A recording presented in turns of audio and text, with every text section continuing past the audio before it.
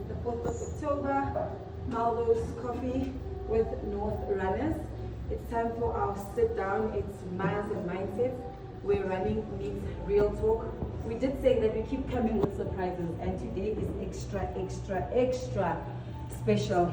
And I will allow our guests to share their journey and their stories on how they got to be holders of the 6-star, Abbott World Marathon Major 6-star holders. Is that correct? Right. Okay, so yes, it's going to be an exciting one. I must say, guys, running with top runners, it's a major sport. It's a major sport. You have to be stubborn to survive. But it was a good one. We're back once again with our lovely community. We really have fun. We try to improve our running, but also just try to find ourselves, to tap into our mental space and really dig deep. Last when we had Pam and Mo, they said the beauty about running is that you get to meet yourself over and over again. You rediscover yourself, and that's what we're all about. It's not about pacing. It's just getting out there, putting yourself first, and doing it, and see what we get out of that. So yes, welcome to Miles and Mindsets. We have our guest Letu and Wandisile. I'm going to give you guys a moment to introduce yourselves, and then I think from there we'll tap into how did you get here, and questions, what did it take, and then we'll have a Q&A from our community. Thank you. All right, we'll start with you, Letu. Good morning, everyone. My name is Letu Mpanazi, known as Walter. That's my calling name. You know. When did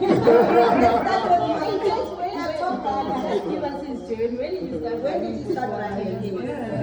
Let's start there. When did you start running? Okay, originally I'm from Wanongoma, but I spent most of my time in Devon, and then I recently moved to Joburg in 2021 November. So I started running in 2016. Yeah, 2016. In March, my first run was in park run. So that's why park run is my first run. That's why I started running. I think that night, on that Friday, I couldn't sleep because I was asking my sister, what's gonna happen? What must I do? And you know, when you go for a first run, like I didn't know. So then she just said, no, you must just run, forget about other people. Just run. If you feel like walking, walk. That's how I started running. I think it was March 2016, yeah. And then from there, the first 10K was in around, I think it was April. That one is where it was like, I'm going to Comrades. Because it was the first registered 10K, and now I've joined the club. It was Vitality, the first club. So, yeah, it's been a journey that I've enjoyed up until so far. I think my first marathon was like 4:16. Yeah. But I finished, when I finished I was dying. Yeah, but yeah, it's been a good journey up until so far. My current PB is 251. Yeah, I think that's my introduction. Yeah. Okay, thank you. And then over to you, Wendy. Hi, good morning, everyone.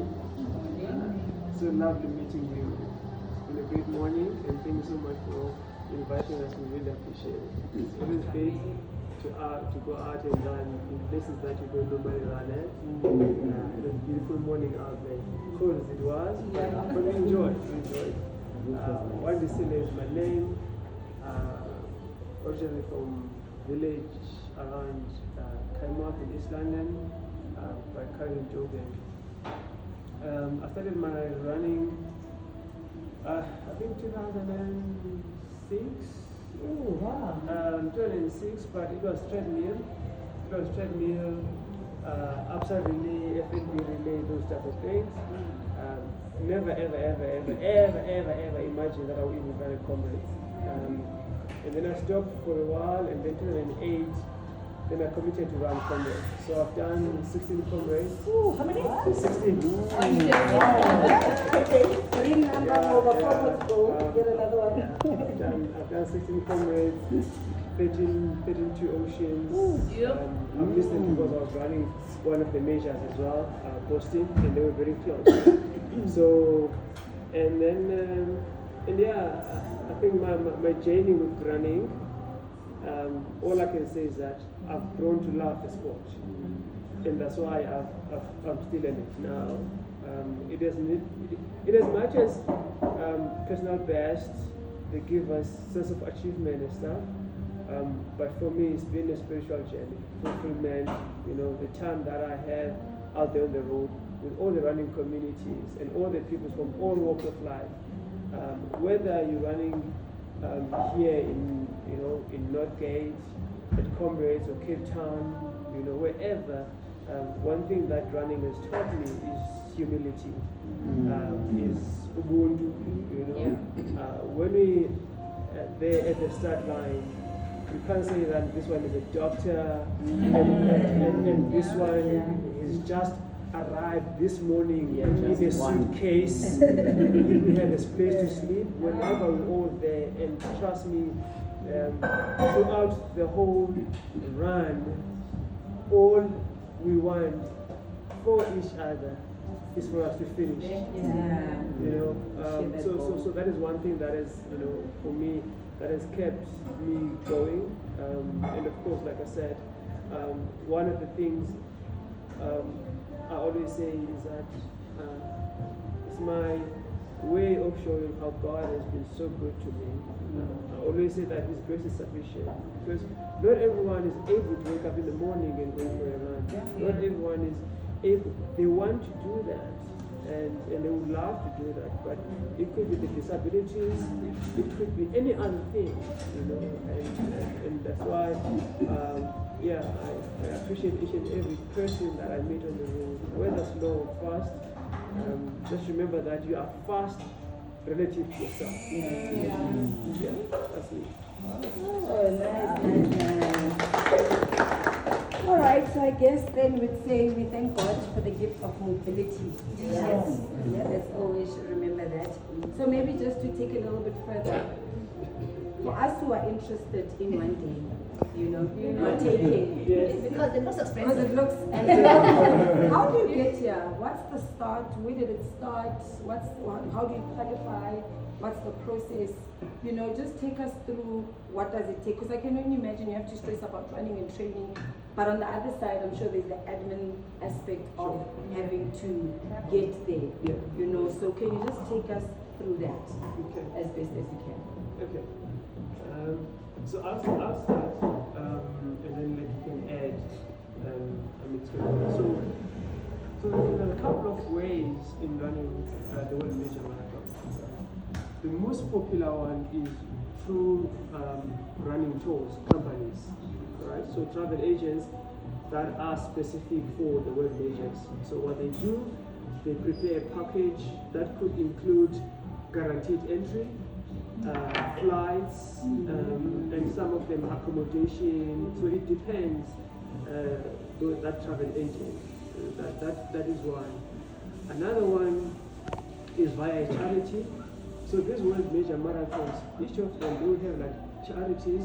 In Congress, you remember Abbott right? So you run for that particular charity, exactly. You run for that particular charity, you raise a certain amount. From there, then they give you a guaranteed entry. Right? That's another one. And then another one is via ballot or ballot/national lottery. That one is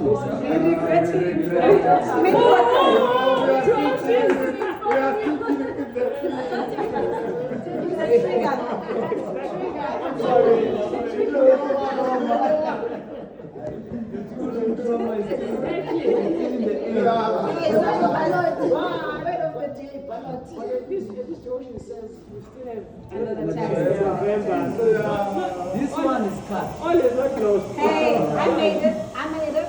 Oh, wow. I made it too. We are waiting. Yeah, so that's basically ballot/lottery, and just throw in your name. You're hoping that they're gonna and pick up your name. Right. And imagine how many people are in that. So and there are people that we know that have gone to the pilot. So it does happen. And then the last one I can think of is you run a qualifying time. So that's the one that I'm most. The Boston. Yeah, that's the one that I mostly did. So my first one I did was Chicago in 2019. I ran a 250 there, and then I was, that time was enough for me to qualify for New York and Boston. And then I put my name in, and I was in for those two. And then I ran 237, 27 in New York, and then so that made me to qualify for Berlin. Right? Because at that time it was a sub 245 in Berlin.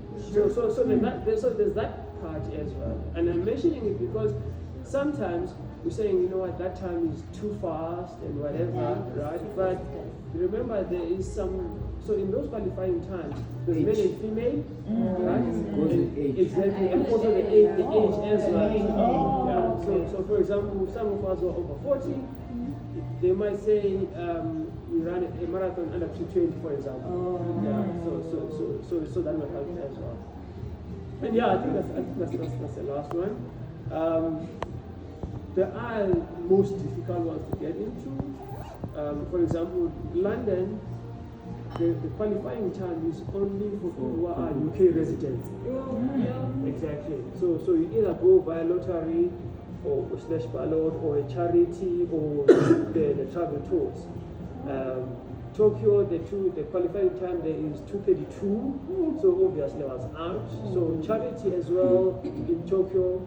There's lots of charities, especially in Tokyo. There's a lot of charities that you can choose and raise funds for, and also some travel agents as well. Oh yeah, and then the most recent one that has joined the World Major, which is Sydney Marathon. It also has got charities. The ballot is open right now, and also qualifying time. Yeah, so yeah, that's that. All right. Do you have anything to add to that? I think the most important part is that if you want to do it, you can do it. Yeah. I always tell people that we all started as a dream. So it all started as a dream, which one day. So when I started, I didn't know about the world measures. It was how I started to run this overseas marathon. For me, it was just for me to go again for a getaway and explore the countries that I don't know. So my first one, I went to Turkey. So I did Istanbul, it was 2017. And then I enjoyed myself, I had fun there. And then I went back again. 2018. I didn't know that the other countries they had. When you start, you still knew it. So I said, hi, I had fun 2017. I said, I'm going back again. So I did take Istanbul twice. So then when I came back after that, that's when I started knowing that there's this awards and stuff like that. So as that my first one was 2019, was Berlin. So then I went to Berlin. It was nice. That's why Berlin is still one of my favorites. Hence I went back last year to do it for the second time. When I was doing my 50th celebration. So it's doable, guys, because I always tell the guys, just one a year. Plan yourself to do one a year. You start saving. You start getting. Once you got an entry, because these marathons, you get an entry this year, you only run it. Within 3 months, you come back. It's a year plan. So the first thing is an entry. You get an entry this year. Like now, the city is open. It will only be run in August. Yes, exactly. Yeah. So you apply now. Yes. You apply now. By the end of October, you get your results. They're going to issue out the results. So you know. So you pay for it. It's plus minus all these measures. Plus minus 4 to 6K, 6.5K. So that's an entry. Okay. Around there. So and then from there you know you got your entry. Now you start looking for accommodation, you start looking for your flights and stuff like that. So it's a year plan. So it's doable. It's just that you need to do it at your own pace. And also if you do it for yourself. Exactly. Do it for your inner part that satisfies you. Your own pace. If the following year you feel that you are not okay, just hold back and then plan again. It's there, it's always been there, so it will always be there. So for me, just with your own pace so that you enjoy it. And I think one of the things as well, because I know every time we think about overseas races, money comes into mind. Yes, that's the first thing. This costs a lot. But I can tell you right now, on average, the reason why I did not do 2 oceans when I was going to Boston, flights from here to Cape Town, right now,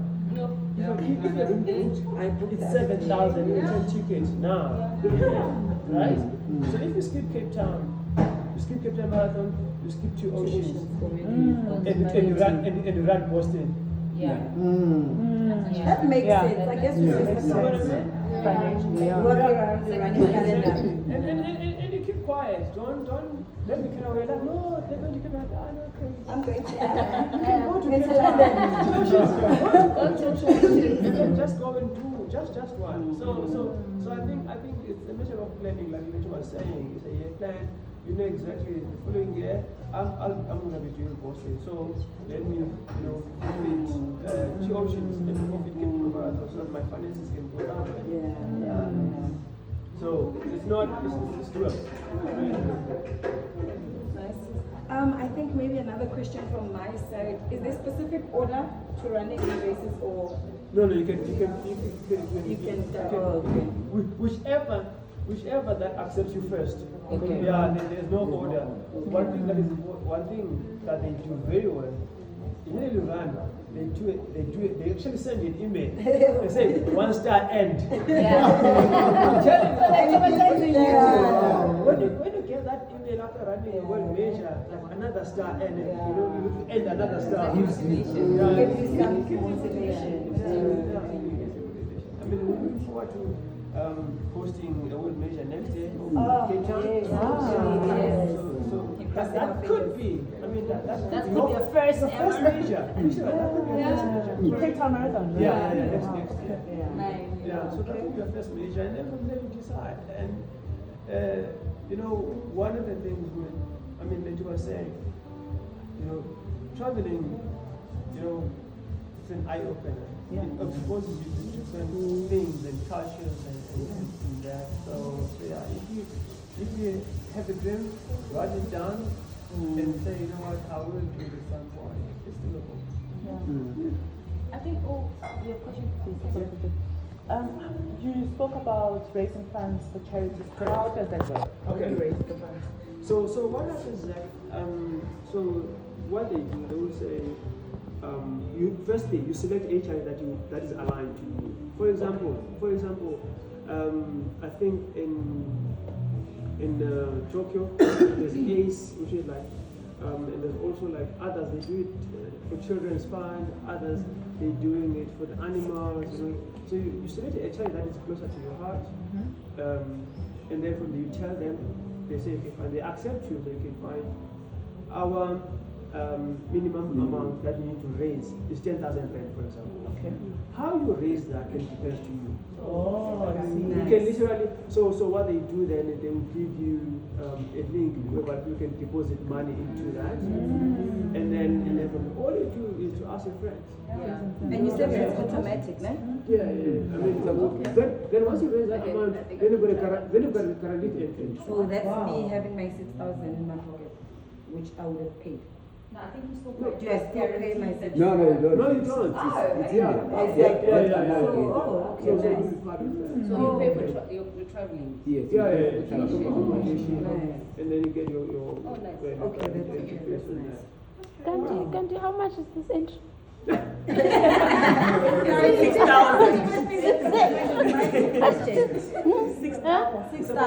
It's 6,000. That's Oh. Maybe 250 US dollars. Somewhere there. Oh, I think even the rate of the day. And interesting enough, I used to think, okay, fine, it is relatively expensive considering, right? Do you know that for comrades runners, they pay extra as an international? Yes. Exactly. So they do the same thing to us as well. You know, yeah, they do. Yeah. I think for Captain Marathon right now, the people who are not local, Yeah, they're paying about, I think 1.8 or 2.4. Exactly, it's not a double. So if you think about it, it's relatively kind of, it's a similar, thing all over. It's just that it depends. I think same with True Ocean. Yes, it's the same with two oceans as well. So when you enter those races, you're international. I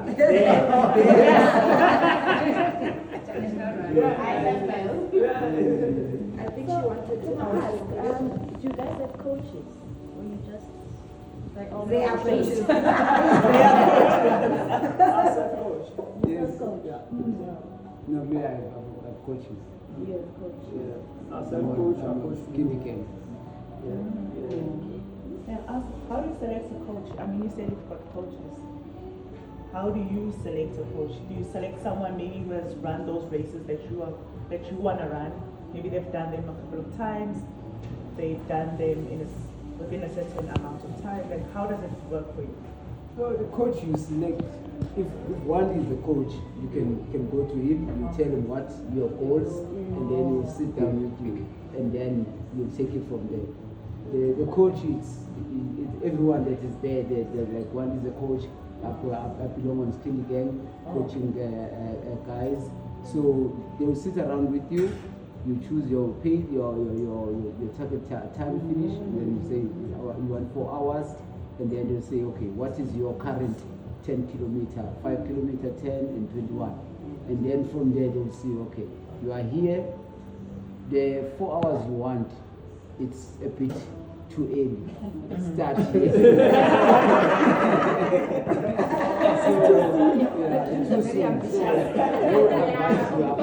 Let's start here, and then because of your times that you have. Okay. So let's start here, and then once you achieve this, then we set the next goal. Okay. So always set an attainable goal so that you can be able to achieve them. Yeah, it's more the build up. And running it's more the build up, it's more the consistency. If you can select the goal and then you can belong under a coach, you get a program every day, but if you don't execute it, there's no results. So you have to be committed, consistent. You have to show up. And also it's important as well to know, why do you need a coach? Why do you need a coach? You know, some of the people, because they want someone that they can be accountable to. And someone that can basically keep tabs on them and say, listen, today you didn't do training, what happened? Or others, they need someone that can motivate them, you know. Others want to have those specific goals, because others for others that I coach, they're not about fast times. They're about fast times. They're like, I can't, like any day I've tried to do this on my own. I tell you someone, I've tried to join the groups and stuff. In fact, I feel that I'm competing when I'm running in a group, for example. You know, so at least someone that is out of my circle could help. So it is important to check, why do you need a coach? I mean, I've had instances whereby, in as much as I'm a coach, but I bounce ideas to other coaches as well and say, you know what, am I on the right track? What do you think? And join other groups as well. I mean, when I ran 5:57 at Comrades, I mean, I think that was year where I had to, like you were saying, I had to sit down and draw down my program and stick on it. And literally, I mean, we've got a good literature in them called Dream Chasers. Literally, they call it to task if it didn't run. You know, so in as much as they might not be coaching, and that's a reason that's another important part of this community here. You know, to showing up and saying, no, we just see you today, what happened? You know, and in as much you're gonna run your own pace, but at least you know, oh man, I need to go there. Not because you're liable to, but they're motivating you. Yes. If I may, I think there's one thing that we often get feedback from different races, especially now that in South Africa they're starting to introduce these things of carbs on the road and so on. What sort of experience would you share in terms of support and hydration stations in these world majors that we can probably tap into with the broader running community in South Africa? Okay, so I mean, with hydration stations, okay, that is one part that I still love. I still love my carpets. Right? Some people don't like plastic. I don't like the carbs, so the carbs for me, by the time it goes to my mouth, that thing is the water is gone. I'll buy it, I'll find that. Exactly. The pinch, right? I need to learn that strategy. The pinching. Yeah, the pinch. You do a pinch. But I mean, with that said, most of the world majors, if not all, it's cups. That's number one. It's cups, number one. But number two, I mean, the refreshment stations are well stocked.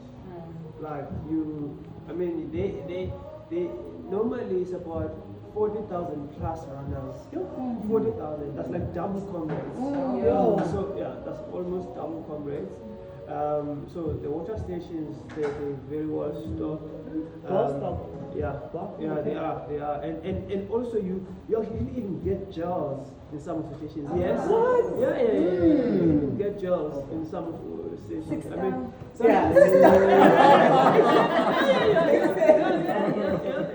I mean, that's one thing that Congress introduced this year as well. Exactly. So it helped a lot in the gels as well. So with regards to that, I think we're getting there. Definitely getting there. I think economic wise and sponsorship wise, we might not be at that level. For example, I mean some of the products that these world majors have as gels, like you're not sure whether should I take it or should I keep it? Take it home. Cups and walk using it. It's tempting. Don't tell them about my posting. Tell us. We want to know.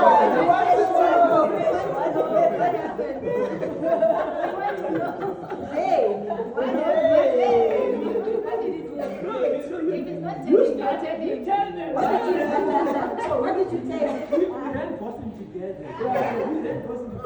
Over to you.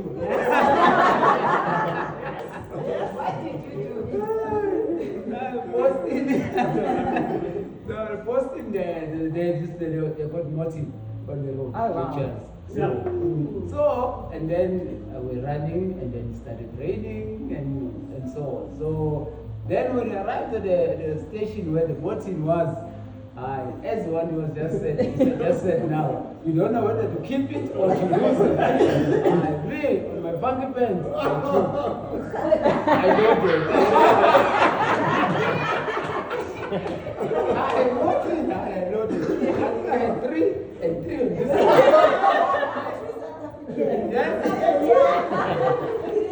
And then after I think I was 35 k's and I got tired and now it's raining and stuff like that. And then all the way to finish. Now I'm loaded here. I'm not using the gels, but the gels are supposed to be used, but now I'm running all the way to finish. Then I arrived at the finish, it's raining. So one day I was staying closer to the finish of the hotel. So and then I walked to his hotel. Arrived there, I'm cold and like shivering. Then I called him in this room, and then he came down to call him. He said, yeah. Okay, then we went to the room.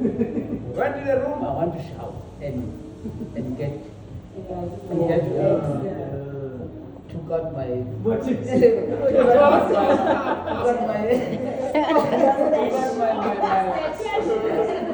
took out my funky pen and then I left it there. I went for a shower.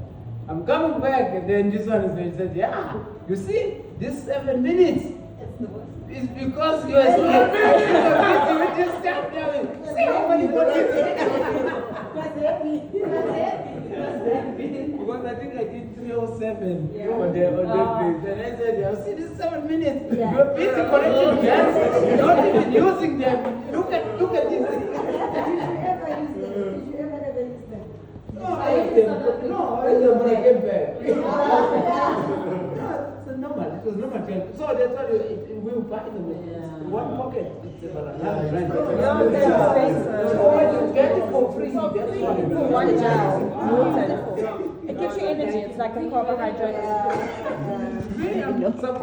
The funny part is that you're supposed to take and use it there on the race, but me, I'm thinking for the future. I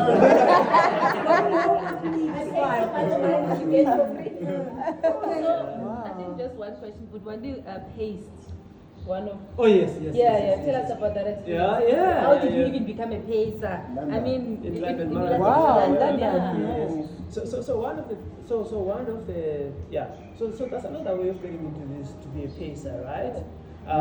So which is a bit difficult. So what happens is that in London, you can another thing that you can pace from sub 3 right up to 7 hours. Okay. So you've got a chance basically. So I was selected to be one of the pacers for 3 hours 15 in London, and yes, and that's the reason I was talking about the time. Sometimes it's not about your time. It's about helping other people get their time. I mean, when they told me that, I applied to run a sub 3, to pace a sub 3 and a 315, and then gave me 315. The part of 1D that is so concerned about time, like, oh man, it's going to be my first world major, that is over 3 hours. Yeah. Can I just ask them, can I pace under 3? But then I thought, no, it's not about me. So I went and paced London sub 315. Now, the pacing there is very, very strict. It's very, very strict in that you have to be, if you are early, you must be 30 seconds before the cut-off time. Oh, that's strict. Yeah. 30 seconds before. 30 seconds. So if I'm doing 315, I must be there at 3:40, 30 seconds. No. If I am there at anything more than that, like 14, maybe 14:20, or even 14 minutes, you have to explain why. Because it means that, one, if you don't pace well, right? Number two, you are making people to push harder. Yeah, you killed people. Remember, each and every second over a 42 counts. Right? And if you go too fast, too quick, because even your pacing splits, they do keep the pacing splits. Right? If ever you do those pacing splits, you need to explain why was a big variant on this one and this one. The challenge is very strict. That's number one. Number two is that when we are pacing, let's say we are pacing 315, both of us, that 30 seconds, right? Wherever we are on the course while we're running, we can't run together. You are not a co-pacer. You are pacing another group. So there's a 15 seconds gap. There's a 15 seconds gap between me and you as pacers. We can't be too close. Because there are people who want to do that 315 who are not as fast. So then that pace is. So they can be there 15 seconds earlier, and the slower ones can be there 30 seconds behind. behind. Exactly. So it does become that, and that's the reason why they say whenever you go in pace, make sure that you can do that independently and that. So it is very, it was, but it's very nice. I mean, when you paced and all of that is very comfortable. It was one of the best races I've ever done. I was not pressured. And you're running slower. So it's easy. As you know, what I'm taking from what you're saying, when I was running ABSA, I wanted to run the 10K under 1 hour, on 1 hour, just to push myself. So when I get to my friends, who Mapaseka is asking, Lucy, what are you, we always ask, what do you want to run? And then she said she wants to do 115. And then I said, I want to do 1. And then the rest wanted to do 130, I have more money and then. So I said to her, okay, because she kept on saying, can you please run with me? Because I've done 119, now my best time, I want it to be 115. So I said, if you're willing to sacrifice 115 to 110, I'm willing to sacrifice my 1 to 110. And when I was running with her, the faith that she had in me. That she had at some point, my thing is, my shoelaces were off. And I'm like, I want to tie my shoelaces. She's like, it's fine, I'll run, you catch me. I'm like, You want the 115. I'm thinking, catching who? If you're gone, I need to like run fast and find. So I tied my shoelaces and I can't find my basket. And then I saw the head, I found her. I'm busy running. Now I meet her and she's already running. So meaning she's not stopping. And remember, I was trying to catch. I get there, she's bringing me, oh, we got this. I'm thinking, I need a breather. But because of saying that there's a beautiful feeling of running with someone who knows that I'm dependent on you, who knows that you got me. And it also pushes you to push harder when they push it. So what you're saying is that the beauty of running with people is that at least you also push yourself to get there. As much as it's not my thing, I wouldn't be pushing myself that way, but I'm pushing somewhere. So that's what I've learned also as now starting to be a pacer of these buses. I'm doing the things, so because I'm facing East London in Tata, 245. And I'm thinking, oh, you guys trust me with a whole 245. so it's that I think it pushes me as well just to keep on training. But I'm a mental health therapist, so there's no way I'm not going to ask these questions from both of you. What were the lowest moments in running for yours? Like you put it, if I'm being honest, on this race, this was my lowest. I got home, I didn't feel like doing anything. I got home and I felt like, you know what? I did put my best, but it was not a good one. It was a bad day at the office. So which one of those races, one or two that you can feel, I've never shared it, but this was one of the days when I got home and my wife was like, do you want your things? Do you want this? No thanks. Give us those insights in terms of those lowest moments on the running space. Okay. This was 2022. Lowest. Yeah, that was 2022. I arrived in Joburg 2021 in November, and then I started running with Wawa. Yeah, unfortunately didn't make it today. So I started running with him, and then I never used to be on a structured program. So then at that time he was on the skin gang, so he invited me to join the skin gang. They were still, that time skin gang was more of the elite people, so just they were not their community. So invited me there. I was like, no, I don't want to do programs. It's gonna channel me now. It's gonna force me to run even if I don't want to run. So I don't want things structured. For me, running is fun. He said, no, okay, you'll join me when I'm running, just come with me. That's how I ended up. So every time he goes to a run, then we go, and I ended up joining the group, the skin game group, and then boom, January, training started for Comrade. So we all comrade training, first marathon, and then comrade training. So we like first training for silver. So training for silver 2022. First comrade after COVID. So going to Mabida. So we all train. So at the time we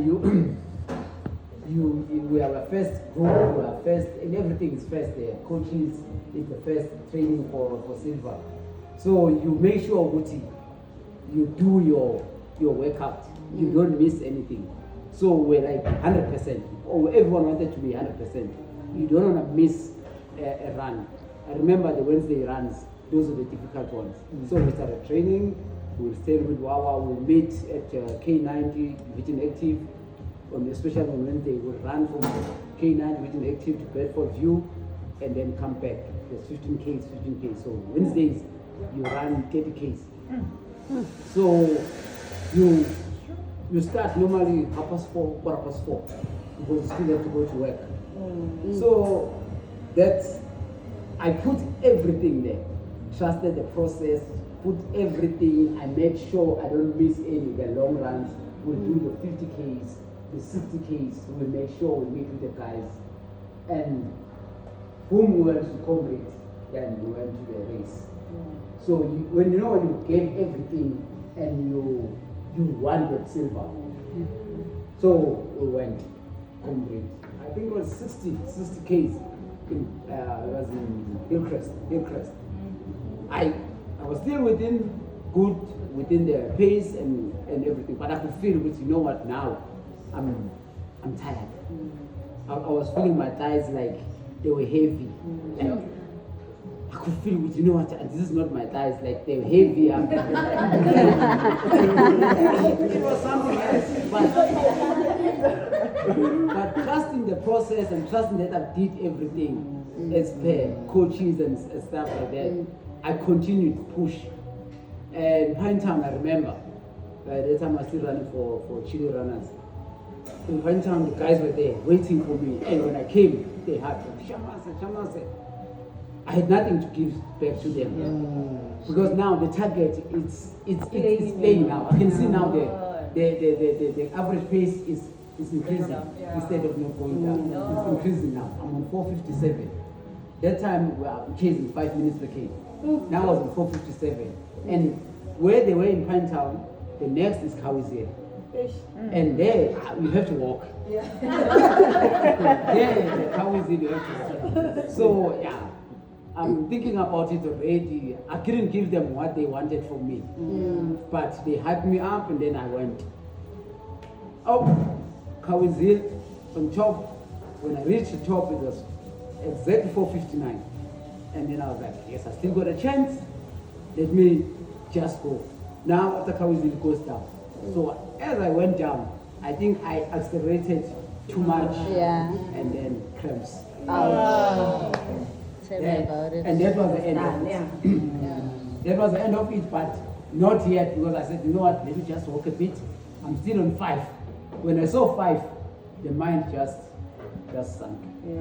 When I saw 5 and I'm still left with about 15, 17 Ks and I'm cramping.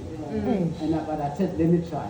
And then I went down, went out, little bit of rub, and then I continued running. Around there where you were this year, there in Westgate, that's where I saw 5:01, and then I said, it's over. And that was it. And I felt like crying, but I had to continue. And I continued, and then my kids are waiting for me. And I told them what time I was be there.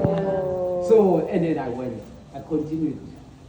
I think 7:30, I was 4 kilometers away. I was in in the bridge by the 6 that bridge there.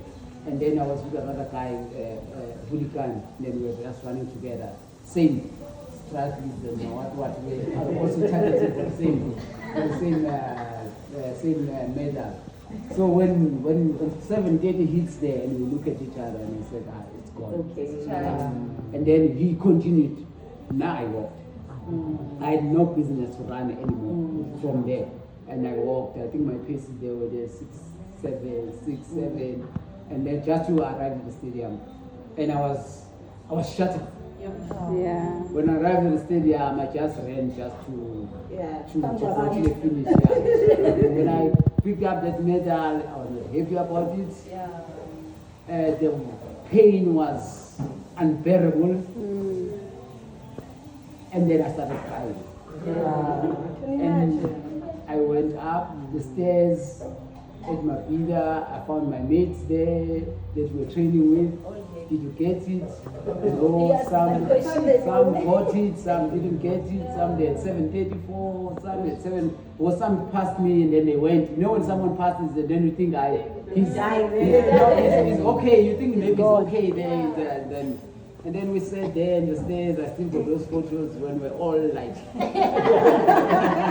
Abu Bradley, Kwesi, like for 734. I was even feeling bad for them, those who got 734. And they were like, almost there. You just start calculating where did we miss it, because I did 754.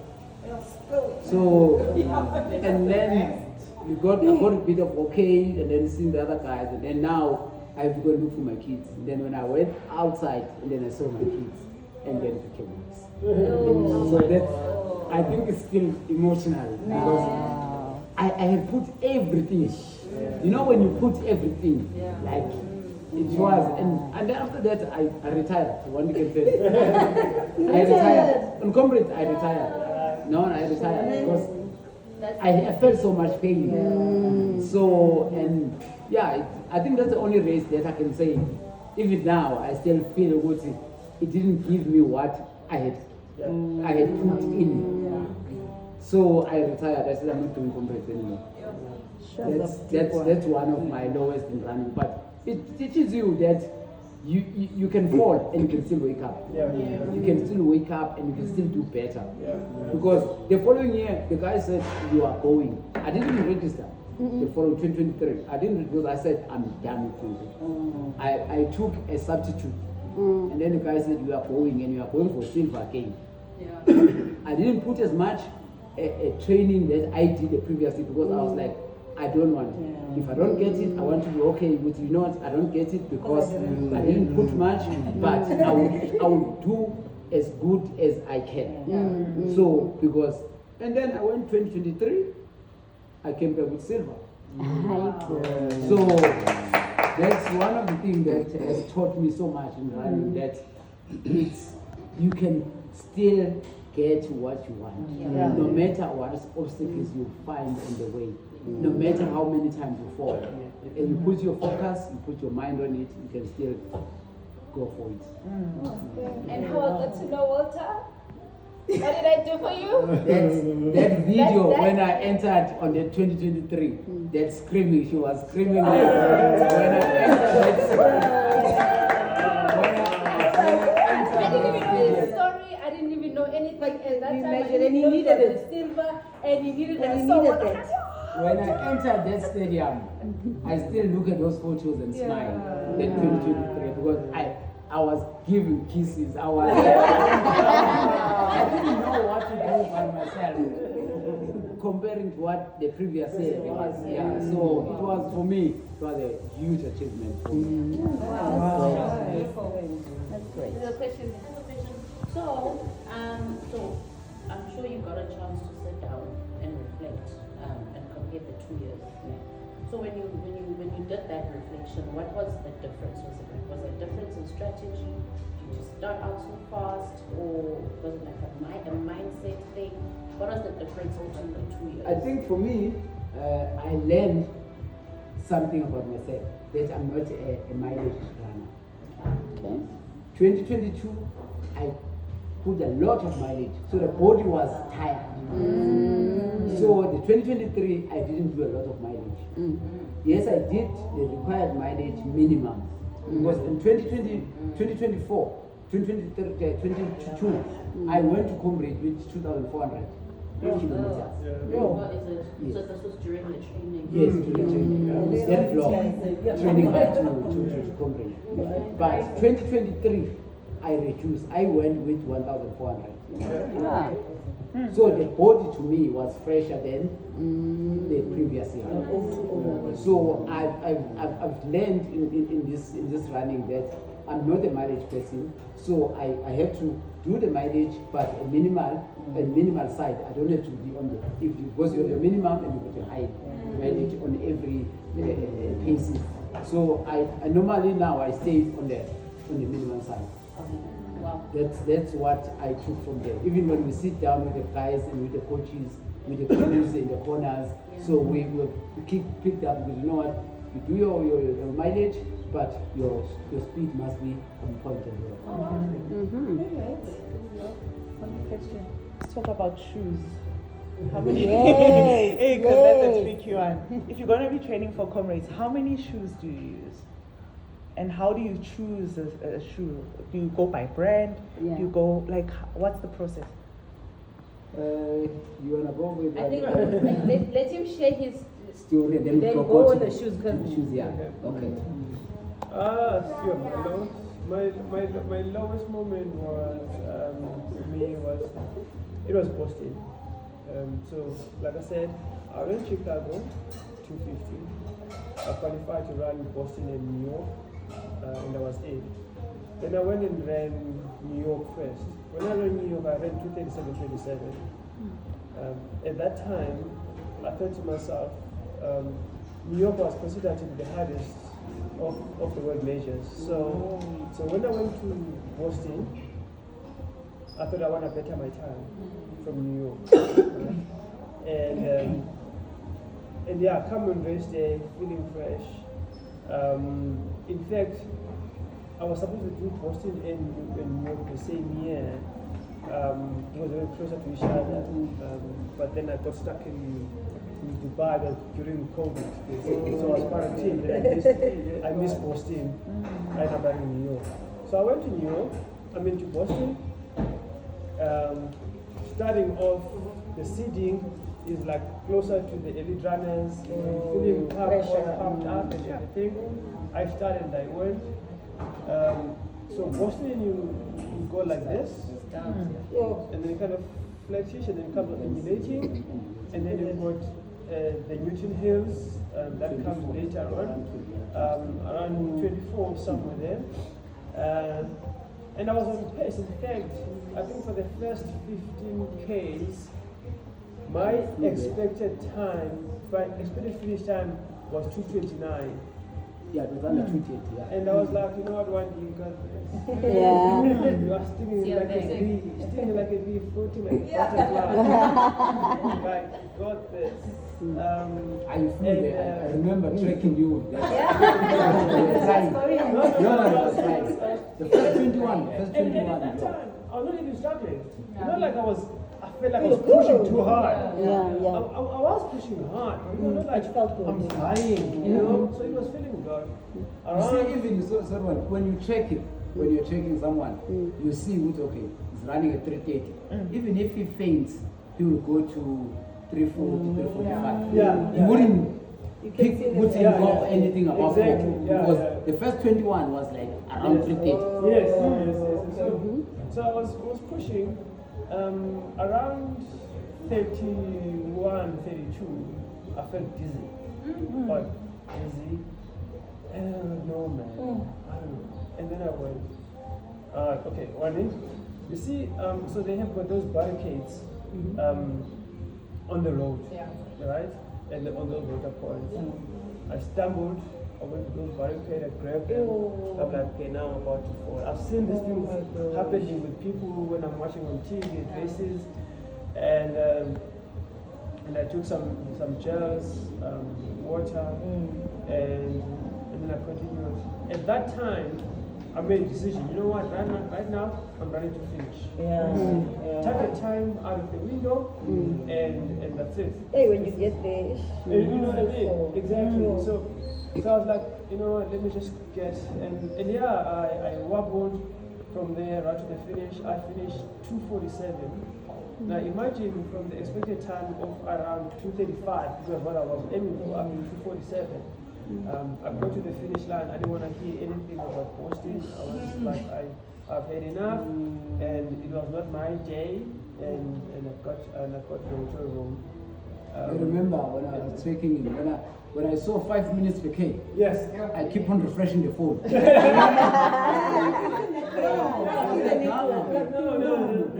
5 something. Yeah. No. I keep on, maybe there's some glitches with the system, Yes, maybe yes, or something. yes, yes. And then the next segment again, I was like, No, they can't. ah. Yeah, I got to the hotel room, and I just cried. But I cried with an appreciation to God for being able to finish the race. You know, I was like, you know what, Lord, I finished, not in a medical tent, and that for me is a great thing. Yeah. You know, because I mean, there's so many people that don't finish the races, or they finish in medical tent and stuff, and here I am. And yeah, so I think that was my lowest moment in the race. And I went back the following year to the corrections. I ran 2:38. I ran 2:38. But there are two things that I want to highlight in that, talking about the reflection. Talking about thinking about Boston. One thing that was key that I did not do. I did not fuel according to my pace. I did not fuel according to my pace. Because the faster you run, the more frequent you need to fuel. Yeah. I mean, there's a friend of mine who normally uses this example. If you are driving here from Devon, literally, if you are driving like 80 kilometers an hour, right? Chances are you can get to Devon without filling the fuel tank. Exactly. But immediately you go to 160. Yeah. You feel at here, you know, and then you feel at Montrose, you feel everywhere. So that's the same thing with the body as well. The first time you run, the body needs to feel. And that's one of the most key things when you run. One of the things that you don't do as often, and it's fueling. On the first few kilometers on your run, you're like, I'm okay. But you are not fueling because you're okay. You are fueling because you do not get depleted. You know? So that's one thing that I think I learned during that time. But yeah, I mean, I think that was my lowest. Another one that I think it was my lowest, but it was one I really appreciated, and I think still to this day it's one of my best medals. It was Comrades 2019. So I had run Comrades good times. Exactly, yes, the 7:29. So I ran Comrades. Over the years, I've come to run Comrades under 7 hours.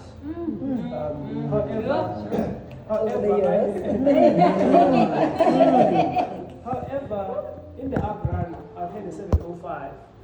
So the next up run for me was to run under 7 hours. And that year, everything I trained on the very same year.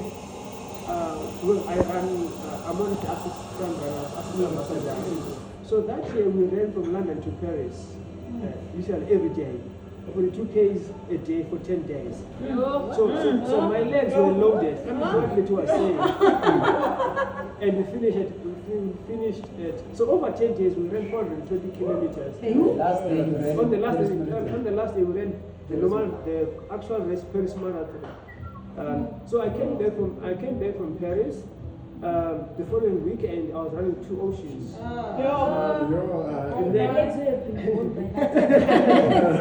And then I had Comrades. In my mind, I'm thinking to myself, you know what? Mileage for Comrades is tops. Like, listen, I've got this. But now, one thing that I did not put into consideration was the pace. There was few quality sessions as compared to what I'm supposed to do. So I'm going to Comrades. I'm like, fine, I've got this. You ran a 4.8 at 2 oceans. Comrades sub 7, cruising it now. We started them off. I'm like, no, I'm cruising. I've got this. It's 55 Ks. The leg says no. You did the mileage, but the speed that you were coming up with from Durban up to here, it was too much, Baba. It was too much. The legs are not used The to it. legs are like, said, no, I can't. I promise you, I ran with my watch at the bottom of polo shorts. The estimated finish time was 7:31. I said, you know what, Lord? I don't want 7:10. I don't want 7:20. I want 7:29. Oh, 29. No, at that time I was late. Yeah. I ran and I walked up the top of Pony Shorts. From the top of Pony Shorts right to the finish of Comrades, I got to Comrades at 7:29 a couple of seconds. Oh, wow. When I finished, same thing that happened when I did my 5.7. The legs were shaking uncontrollably. Like you see your cramp moving up and down. Yeah. That was one of the hardest races that I've ever done. At the time, I think I was disappointed because I did not do the sub-7. But once again, I think I was grateful that at least I got my silver. And coming back to your question too about the running shoes, it's so running shoes. Number one, which is very important, is it's important to have an assessment on how you run. Okay. Because that determines the type of shoe, right? Not the brand, the type of shoe, right? Yeah. Because you could be neutral shoe, pronating, okay? And all of the brands, they have those ranges on whether you're pronating or you are stability or neutral, all right? So that's number one. And then number two, which is about how far do you want to run. Because the more cushioned shoes you have, they are more for the long distance runners, right? And then the other one, which is about the pacing, at what pace do you want to run, right? Now, recently, there's been a lot of developments in technology within the running shoe industry. They've introduced carbon shoes and stuff. Those shoes, and I'm going to be honest, those shoes are for people who can run 4 minutes and under.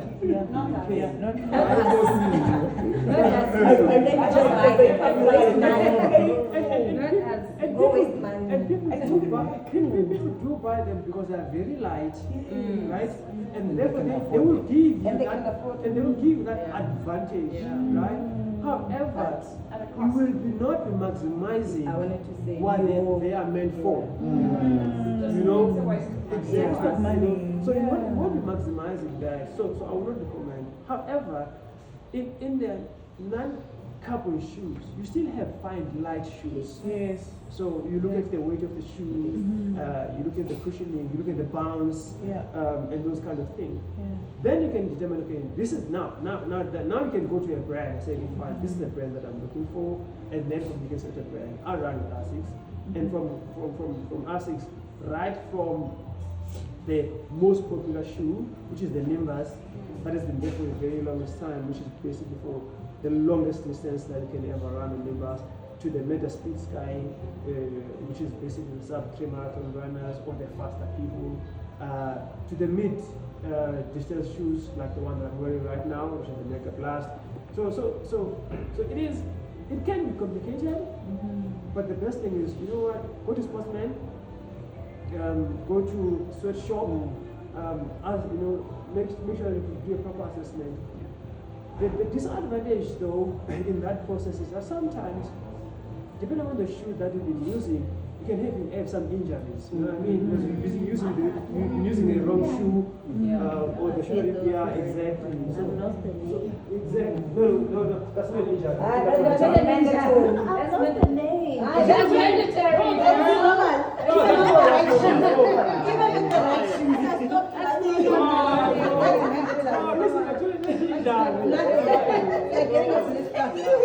Tell me, you know, I've got these other shoes that's got a bumper like yours, or this one, rather. And I hate them. I don't wear them anymore. It's Nike. I don't know what they call them. When I run, I feel a pain like here. That's exactly the assessment of the shoe. Because remember, sometimes some people they put a big arc on the shoe, right? So maybe you might need a bit of a support on your support shoe. Others they more flatter. You know? Somebody told me you need to ask them, and I asked. I went for Adidas. They gave me the same attire. And they were like, put your leg down. It must be like this. I'm like, If you go to Sweatshop or Rainbow Runner or one of those, they're very knowledgeable and they make you run and they actually have a look at your gait and how you, and they'll film you from behind. And there's a guy in Sunninghill, Mike Roscoe from SPR Sport, who's also very good. He puts you on the treadmill, he films you from all sides. He's got a little computer program that he works out angles and then he tells you what to run. It changed my life. I had such sore ITB, I couldn't run, and he got me the right shoes and I'm fine. It makes a difference. it does make a difference. Because I've got I think I've got 4 pairs that I'm not even wearing. Take them back. I can't even wear them. That's the beauty of Marketplace. it. Sell them on Marketplace. Buy, you test it out. If it doesn't work out, you take it back. You can take it back. Just check, but I know usually I've had a shoe for a week. Especially if it doesn't recommend it. That I've tested and they recommend it to you guys. Which are compromised and I'm looking at them on a day. But test and then try for a week. If it doesn't work out, take it back. And sometimes, like I was saying, sometimes the shoes about the issues that you have. I know for me, right? Whatever they say, if I'm going and I want a Nova Blast, okay? Even on the latest, I know because they suit me so well. You know, I can run with other shoes and all of that, but I know if I do my long distance running with my neighbors, I do my mid distance with Nova Blast and my meta speed on the faster shoes. That's what I want. I know all the others I can try them here and there, and I can use them here and there, but they're not the most thing. So sometimes it's about the relationship you have with the shoe. And that thing for me, I don't know why, but for that thing. When I'm wearing it, like, today Yeah, it's no, gonna that's be a good day. exactly. It's gonna be a good day. That kind of relationship. But And also, I always say that to myself, I'm loyal to my food. yes. Not to the brand that is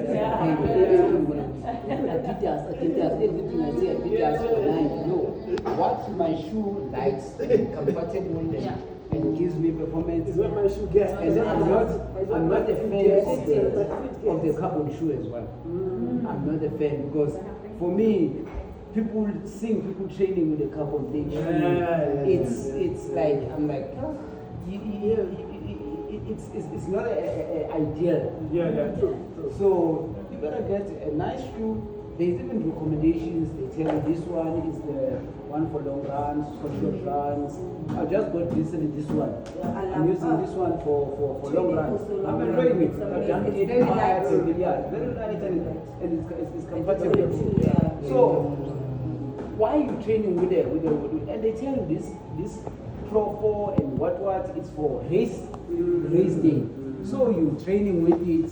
So for me, you're not even giving the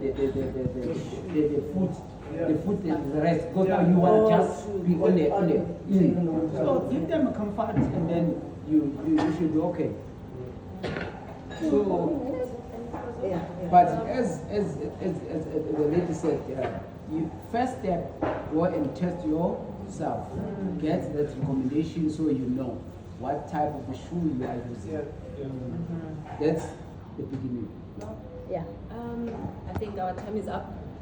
From me, I think I just want to say thank you to Udwandi, Walter, Santuli couldn't make it. He did say he'll try and find ways, but he couldn't.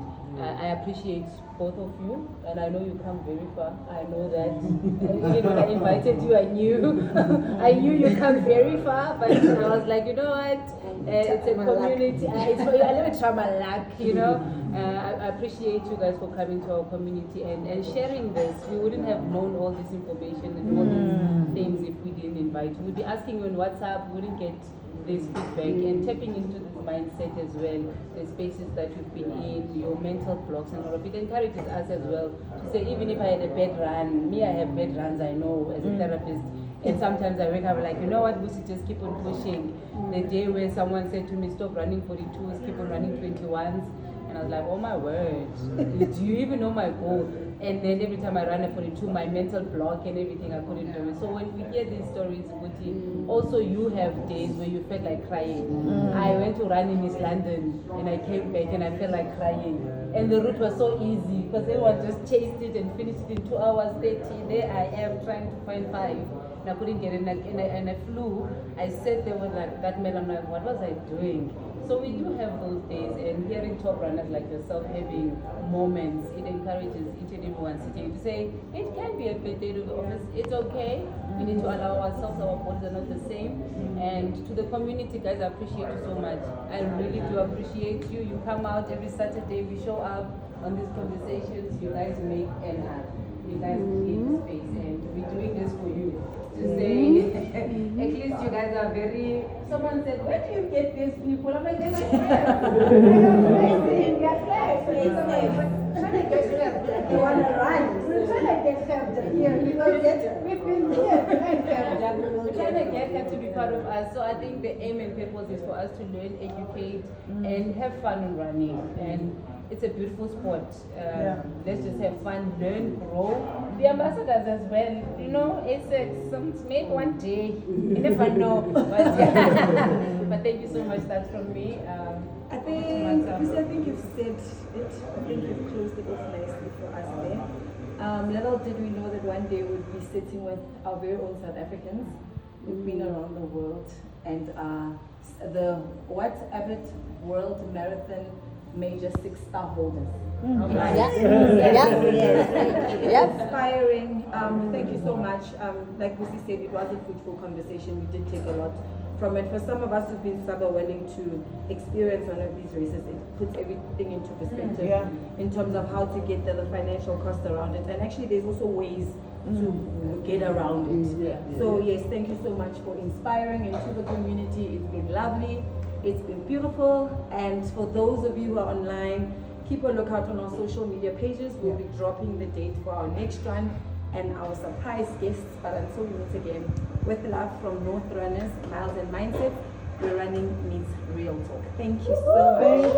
Thank you.